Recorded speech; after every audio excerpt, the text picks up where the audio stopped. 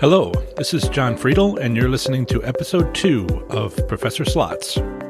John Friedel from the Professor Slots blog reveals all his slot machine casino gambling strategies, as well as tips and tricks for thriving in the casino environment. Discover how to assess casinos to pick the best near you, choose winning slot machines, and identify your gambling goals, being entertained, earning comps, winning take-home cash, or combine them. John has won 90 taxable jackpots and a luxury car in 9 months of slot play, and made a profit at slots gambling since 2013. Welcome to episode 2 of the Professor Slots Show, entitled Start Here, State by State, and Alabama. In this episode, I'll first be introducing 3 topics important to successful slot machine gambling performance, including assessing casinos for success, choosing winning and avoiding non-winning slot machines, identifying your gambling goals. And these topics will be introduced in this episode with an explanation as to why they are important, but they will be presented in full detail over the next 3 show episodes. Following that, I will be introducing a weekly blog series I began 4 months ago as an online resource for slot enthusiasts at ProfessorSlots.com called Slot Machine Casino Gambling State by State. Next, and finally, I will end this and every episode with an entry from that series, reviewing the current conditions for slot machine casino gambling in each U.S. state, U.S. territory, and federal district in alphabetical order over the next year. Remember to visit ProfessorSlots.com, subscribe. Again, that's ProfessorSlots.com/subscribe to get my free report revealing the top 7 online resources for improving your gambling performance, including the one I've used as a top-tier slot machine casino gambler. My tagline is guiding slot machine casino gambling enthusiasts to success. To achieve this goal, I'll need to start this podcast show with a guide for my listeners to start down a path of achieving an improved slots performance. Your first question might well be, can I? Can you? The answer to both is yes. How can I do this? Well, I've done this by winning 90 taxable jackpots in 9 months, taxable jackpots being $1,200 or more each, and then a car from playing slots at casinos. I also have the ability to teach and train. I've taught over 600 college students and trained over 700 coworkers. Finally, I understand relevant areas of statistics, physics, engineering, and business principles due to my 8 college degrees in those areas. How can you do this? Well, learn what I have to offer. Do your homework. Remember, there's no such thing as a free lunch. I would suggest that you reason your way through it. Use your own experiences to build on what I teach. Different U.S. states, territories, and federal district will have different rules, and different casinos will have different opportunities. So you'll need to fold in your own experiences with what I teach. Finally, you can do this if you make your own decisions. Lesson number 1, and I'll repeat this many times, I'm sure.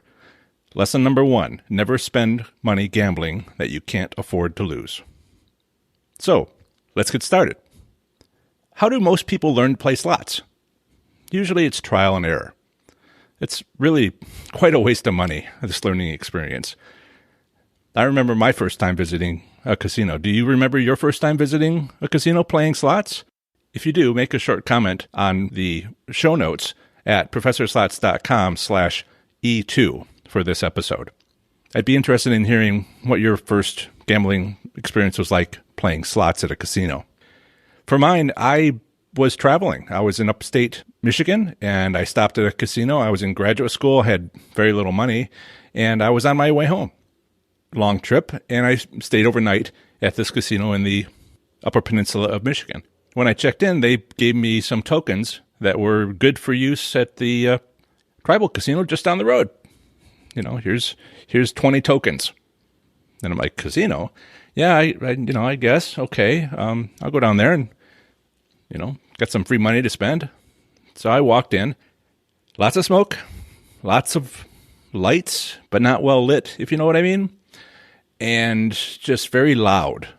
I remember spending the tokens fairly fast on slots, and then some of my own money. Fortunately, it was a little bit of my gas money, so getting home was a little bit difficult. Just don't eat as much, I guess, save on the budget. I was able to get home just fine, no worries. But that was a fascinating experience and really kicked off my trying to understand what was closer to me. And, well, years later, here I am. But again, learning by trial and error, learning to play slots by trial and error can be a waste of money. So I'm here to say there's a better way. There is. Over the next few episodes, I'll walk you through 3 steps to improve your slot machine gambling performance. These are assessing casinos for success, choosing candidate slot machines and avoiding the worst, and identifying your slot machine gambling goals. Each step will be clear, careful, and easy to understand explanations. I've designed the first 2 steps, assessing casinos for success and choosing candidate slot machines while avoiding the worst, to readily improve your odds of winning. Frankly, you want the best odds available. I'm going to use a term from engineering and from statistics here. I'm going to say this is your baseline. This is from baseline from which you want to start winning. And we'll build more odds of winning on top of this baseline. Step 3, identifying your slot machine gambling goals, is meant to help you focus on what slot gambling success means to you. And we'll talk a bit about that here and more in detail in a later episode. So what does slot machine gambling mean to you? What does success mean? I could easily see that entertainment might be your goal, or complimentary gifts might be your goal, or take-home cash, or a combination of all these and others. But it's not about these goal types. It's also about the extent of these goals. For entertainment, do you want to go to the buffet with your evening of slots play? Or do you want to go fine dining and have that $50 steak? Do you want the free 3-day cruise with your complimentary gifts? Or do you really prefer just to take the 7-day cruise? Do you want to take home cash, about as much as, say, you brought in, maybe a bit more? Or are you more like me and enjoy those official paper bands that they wrap around $100 bills? I have a small collection. I'm very proud of them. Don't show anybody except, well, the world through the internet. But that's, for me, a joy. To apply these ideas, some work will be required of you, but it is possible. So as we talk about getting started, we need to understand that making choices is a skill. Improving the odds of winning starts with establishing the best possible baseline. We just talked a bit about that, about choosing the best casino near you and choosing winning slot machines and avoiding the worst. This means each of us needs to first choose the best possible casino and then carefully select candidate slot machines. With this baseline, as we call it, we can next add winning strategies to further improve our odds of winning. Let me explain. It is a commonly held belief that winning at slot machines is entirely random. It isn't. Not entirely. Where does this belief come from? I feel that it's due to most people not keeping up with recent advances in casino technologies, or if they do, not understanding the consequences of these changes with regard to available advantage plays. Some experts that I've listened to and talked to about some of the casino technologies, they seem to understand the casino technologies, but they don't seem to understand the application in terms of the player and how they might take advantage of it. So that's part of what we'll be talking about with winning strategies. Slots players choose their casino out of perhaps several near them, choose a slot machine or two out of thousands at the casino, and then pick a time when to make a bet. This is a relatively narrow ledge for improving odds, but it's quite workable. For instance, when you don't have that ability to choose, then it's really a significantly different situation. Have you ever participated in a casino-run slots tournament? In these casino promotions, these slots tournaments, these choices are taken away. The casino, which machine, and what time are all taken away. There is no skill or choice involved. Making choices is where skill exists for improved slots play. This is entirely where it exists. Let's say that you've done your upcoming homework from the next 2 episodes. You found a nearby casino with the highest overall odds, with features at the casino important to your goals. You've also evaluated their slot machines and selected a short list of candidate machines to play that match your available bankroll size and have a decent pay table goodness ratio. Both of these concepts I'll go into detail in the next couple of episodes. But let's say you've done all that. Let's say you've prepared your baseline.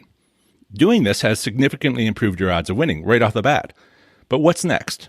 What's next is improving the odds of winning further by using winning strategies.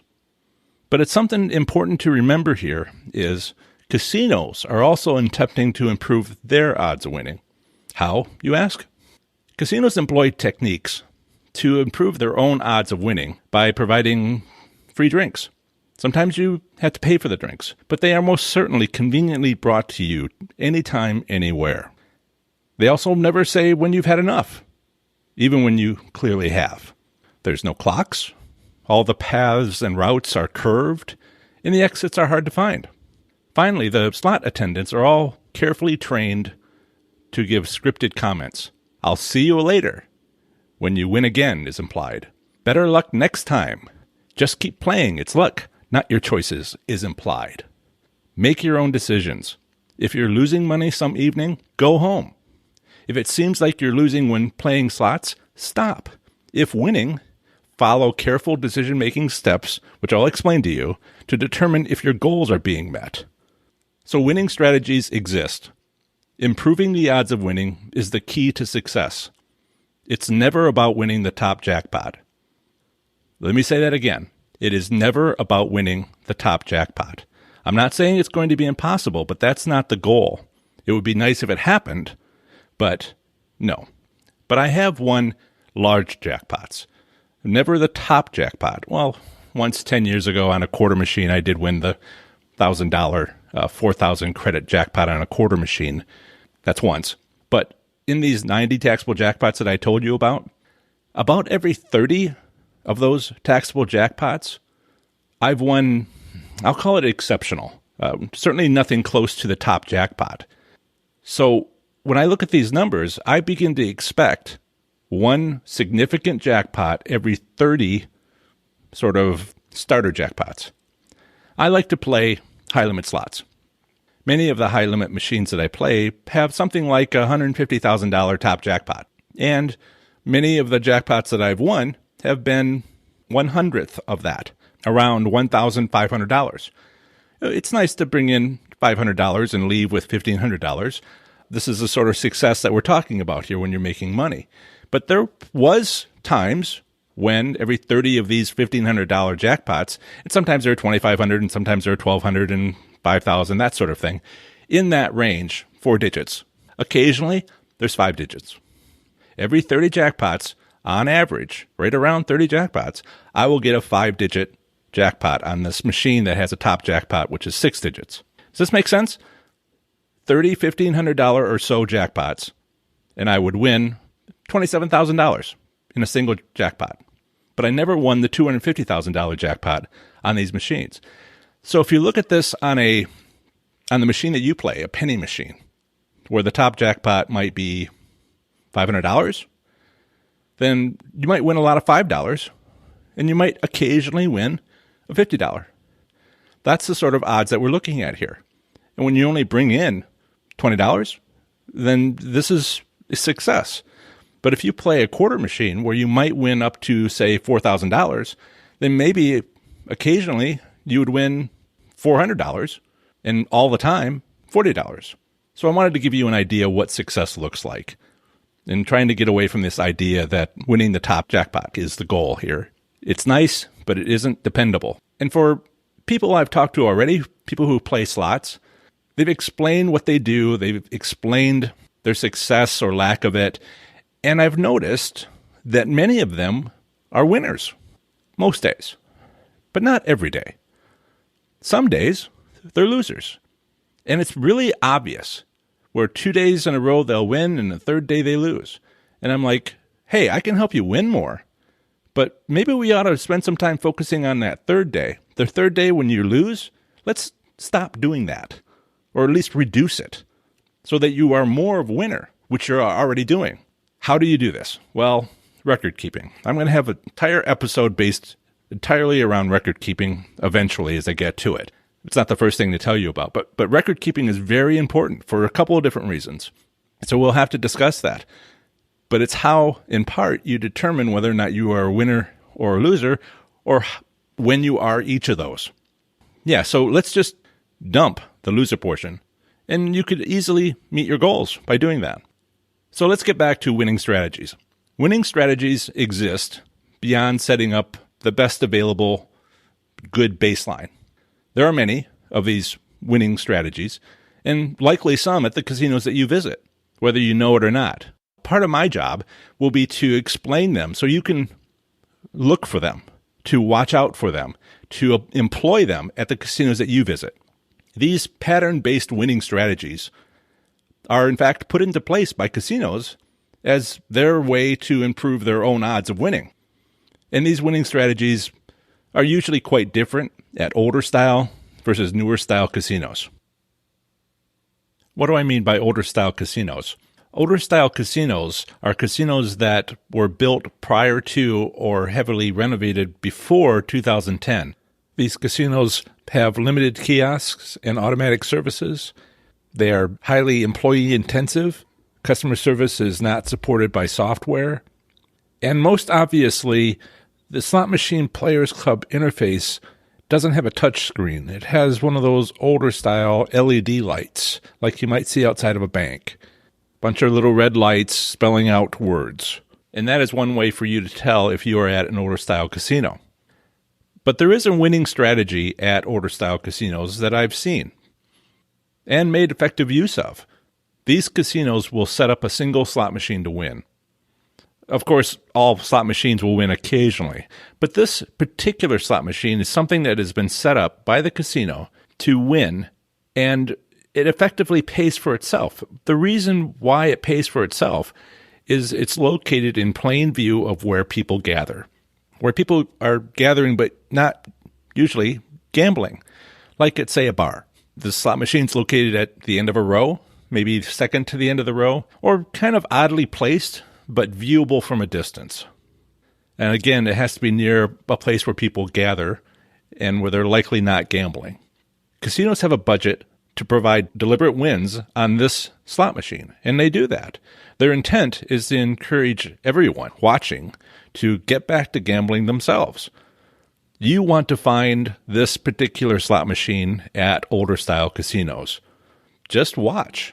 Go to the area where people gather. Look around for slot machines that are kind of obviously nearby, and there will be people playing it. If you go on a busy night, there will be people playing these machines. Look for the winner. Look for the obvious winner. Now understand that whoever's playing it is more than likely trying to hide the fact that they're winning. So there's this sound that you have when you win a jackpot. It's called a roll-up. Well, you can terminate that just by pressing the next button and it'll shut it down. People don't want to be an obvious winner. So watch for that slot machine. Again, casinos have a budget to provide deliberate wins on this slot machine, so they change the odds so it's has a higher odds of winning.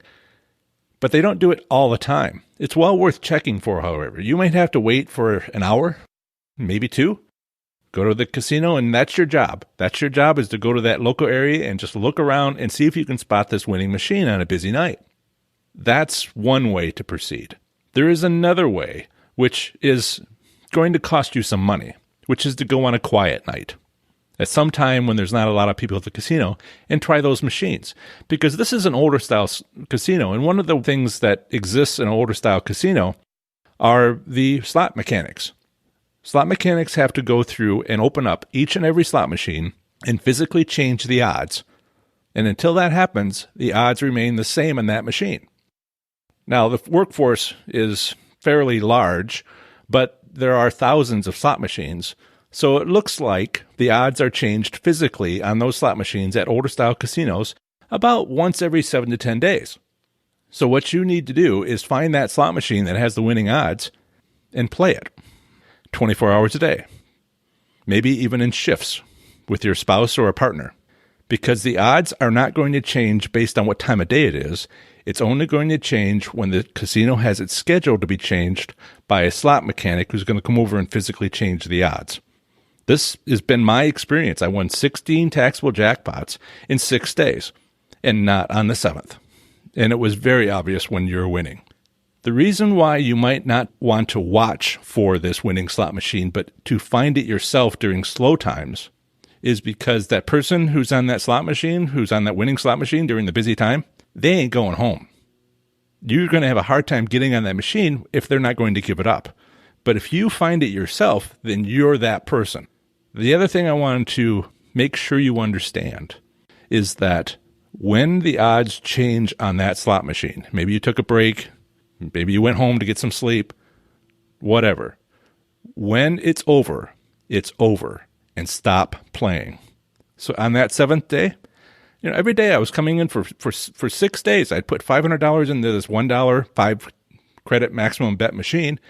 And before the $500 was gone, I would win $1,000. And I would just be able to continue for hours. And every hour I would win a taxable jackpot, a couple $1,000s. And this went on for 6 days.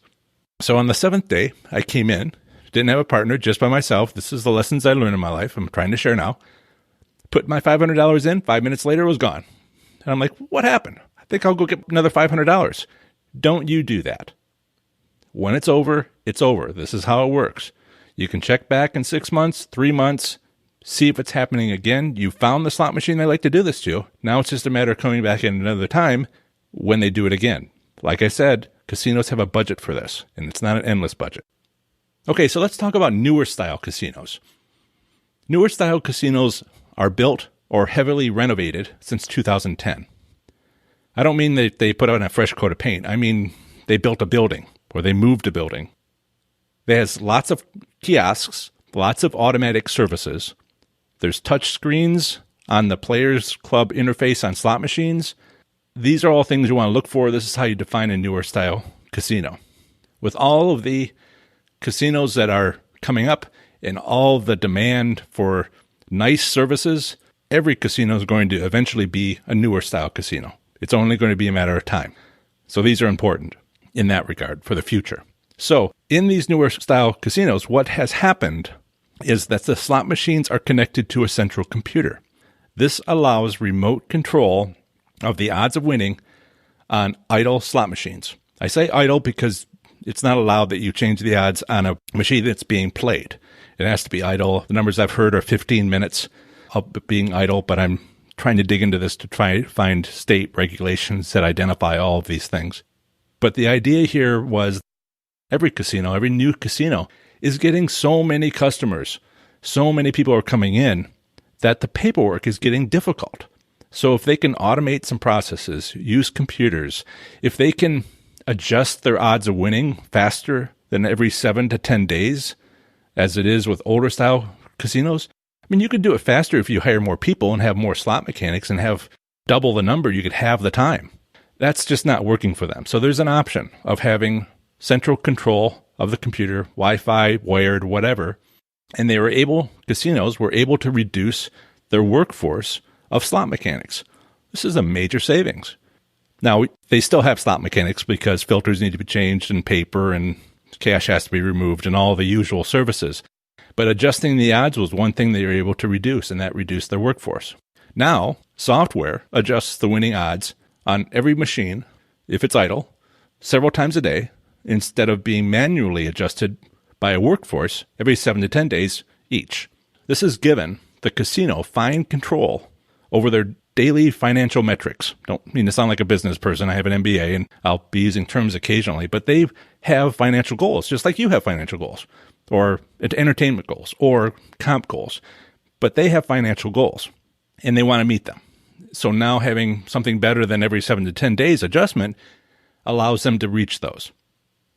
What does this mean? What is the consequences of this? Besides the workforce reduction for the casino, what has happened is this idea that slots are fully random events, that winning on slots is fully random, that's gone. We've lost fully random odds of winning because winning patterns emerge. Some days are going to want to have one financial metric. Some other days are going to want to have another number, another target to meet. And that means you can watch for these, and there's better times to play, and there's worse times to play, and all you have to do is figure it out. Because I have to tell you, casinos can't help but tinker. They're tinkering with the system, trying to refine their financial metrics, and this is creating more and more winning patterns. And I'll talk about what those are eventually as we work our way through several more episodes. So what is your next step? This portion of this second episode is about getting started. So we haven't started, we're getting started. So what's the next step? The next step on your journey for improving your slots performance is found in the next episodes. In the next episode, episode 3, I'll be talking about assessing casinos for success. Episode 4, choosing candidate slot machines. Episode 5, identifying your gambling goals. I'll do my best to explain how to improve your slots gambling on this journey, but if needed, I'm also available in personal coaching sessions. They're relatively inexpensive, 50 minutes long. I don't expect a lot of people to need them because I am trying my best to explain all this both on my website and with podcasting. And there are only about a dozen or so openings per week, so it's strictly limited opportunity. But if you feel that you need to talk to me about special problems, something wasn't clear, you can sign up for these personal coaching sessions. They're on my website, professorslots.com. So we are somewhat in the middle of the episode. Before I start the next section, I wanted to explain a little bit more about my overall goals for this podcast in terms of reaching my audience. I have a website, professorslots.com. I've had it for almost a year, and I've been posting blogs there for the last 4 months. This previous section about getting started, that's there. It's only 1,500 words, which if you were to read it, takes about 6 minutes. And we're well into 20 minutes here.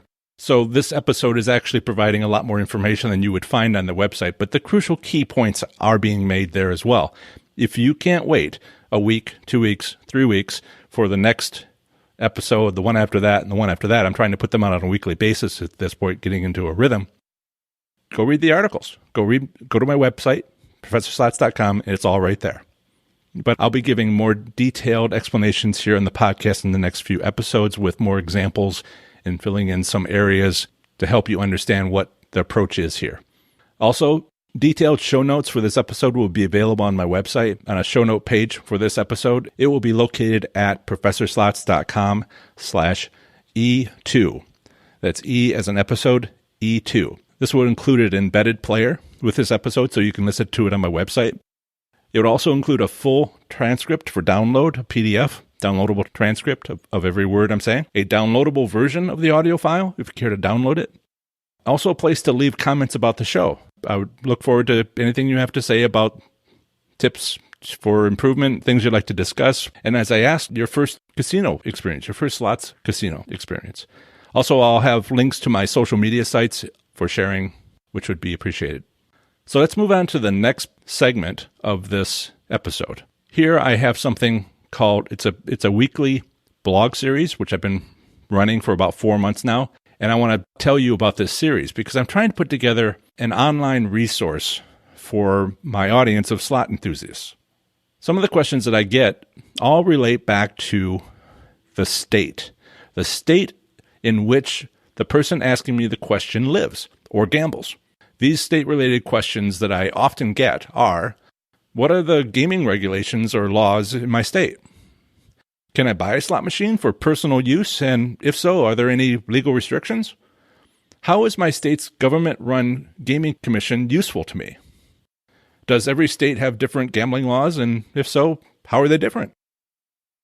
What's provided by my state's gaming commission that's immediately useful to improving my own gaming experience and or meeting my gambling goals? And the final question I get is, I'm planning on an upcoming vacation to another state, perhaps to do a bit of gambling. What do they have to offer? So I conceived this idea of an online resource because my audience of slots enthusiasts, that's you, is serious about slot machine casino gambling. And you have questions. So for my audience, I'm creating this online resource which will cover the current condition of gambling in each U.S. state, territory, and federal district.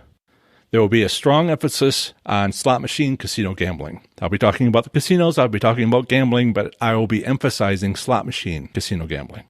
Legalized gambling is currently in a state of flux in the United States and even the world. This resource is valuable, it's current. By the time I finish all 56 entries, I will start again. Included in this state-by-state resource is the condition of gambling for specific concerns from within each state.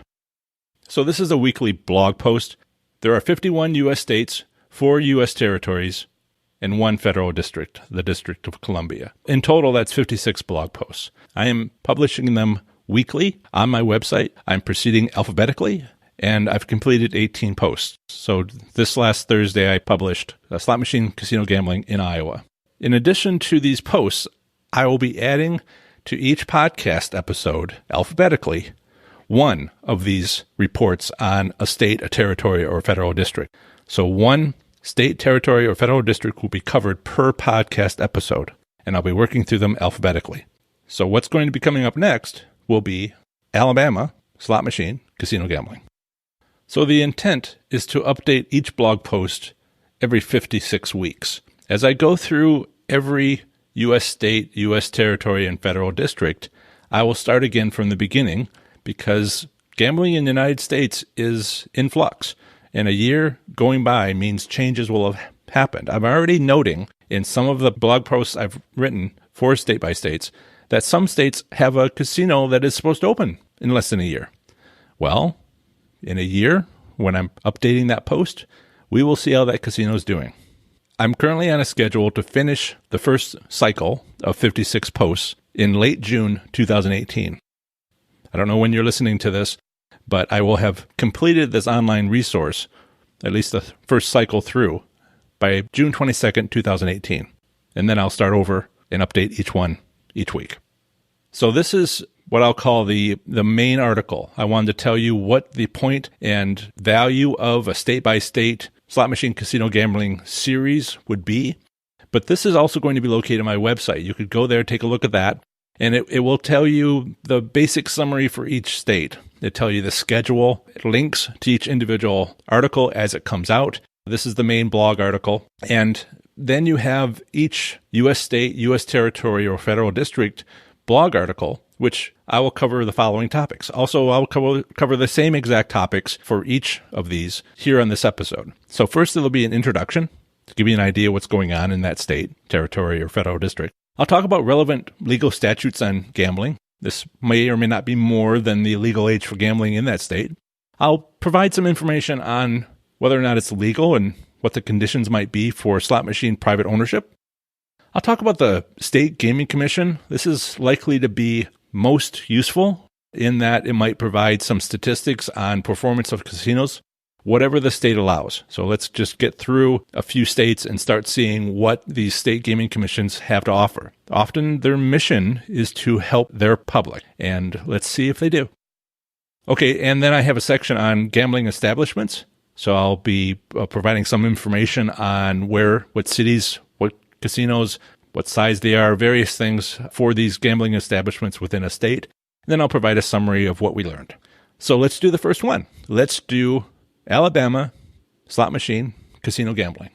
So Alabama does not have traditional slot machines. They do not have traditional slot machine casino gambling, nor do they have table games. What they have are bingo machines. Some bingo machines are allowed in some locations. These are rapid-pace machines with whirling reels and chimes, and they're not to be confused with actual slot machines. They may look like it, but they're not. They're bingo machines. However, the Alabama Supreme Court ruled twice in 2016, including December as well, that electronic bingo is illegal, which in part reversed a lower court judgment siding with a casino. This is this portion of the Alabama slot machine casino gambling, which is an introduction, and I have to say there's a conclusion already. Alabama casino gambling is currently in flux. I'd be very interested in see where they are at in a year. So, relevant legal statutes in Alabama. The minimum gambling age is 21. All casinos are open 24 hours a day. Alabama naturally has gaming regulations, or gambling laws, if you want to put it that way. These are part of the Alabama Commercial Law and Consumer Protection Code, specifically Section 13A-12-20. I'll provide a link to this. I thought it was rather interesting. Some of the subtleties, state by state, are quite interesting, and this one is no different.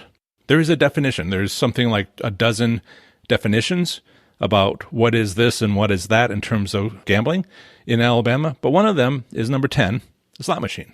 Listen to this. Quote, a gambling device that, as a result of the insertion of a coin or other object, operates either completely automatically or with the aid of some physical act by the player in such a manner that, depending upon elements of chance, it may eject something of value. A device so constructed or readily adaptable or convertible to such is not less a slot machine because it is not in working order or because some mechanical act of manipulation or repair is required to accomplish its adaptation, conversion, or workability. Nor is it any less a slot machine because apart from its use or adaptability as such, it may also sell or deliver something of value on a basis other than chance. End quote. I'm providing the link in my show notes. Again, that's professorslots.com/E2. A link in my show notes to this definition so you can take a look at some of the legalese that's being spoken here. But you might begin to get an idea that slot machines in Alabama are not slot machines. They're bingo machines, but the way that they define a slot machine is such that these bingo machines could be taken as that legally. Is that confusing? I hope not. This is what's going on in Alabama's influx gambling environment. So, Alabama slot machine private ownership. This is illegal in Alabama. However, it is legal to privately own a machine that is considered Class 2 gaming. That is to say, a bingo machine. Now, there are some legal classifications for gambling that has come out of the Indian Gaming Regulatory Act of 1988, which is a U.S. federal law.